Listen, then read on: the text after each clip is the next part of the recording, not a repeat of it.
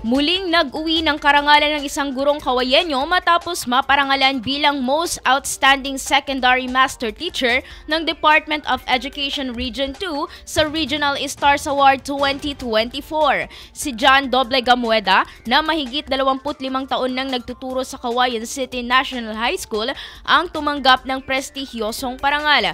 Sa isang exclusive na panayam ng IFM News Team kay Gamueda, ibinahagi nito na 9 na division mula sa buong lambak ng Cagayan ang sumali sa nasabing kategorya at lahat ng mga kalahok ay nagsumiti ng kanilang accomplishments, kaukulang dokumento at sumailalim sa isang masusing interview.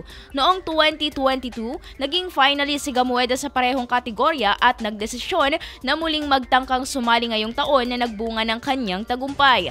Ayon sa kanya, hindi ito ang unang pagkakataon na nakapagbigay siya ng karangalan sa SDO Cauayan at sa buong lungsod ng Cauayan dahil noong 2018, nakamit niya ang Most Outstanding School Paper Advisor of the Philippines sa NSPC Dumaguete. Ipinagdiwang ni Gamueda ang kanyang tagumpay at iniaalay ito sa kanyang mga namayapang magulang pati na rin sa kanyang asawa at anak na patuloy na nagbibigay ng suporta.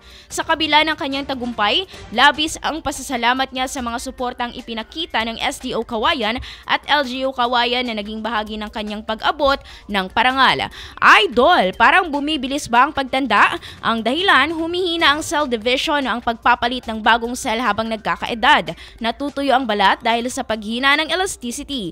Para mapigilan ito, mag-DTX 500 na. May antioxidants at vitamins, polyphenols at flavonoids na pumipigil sa collagen degradation. Sikreto sa pagiging young looking mo. Para maging healthy, mag-DTX 500 palagi.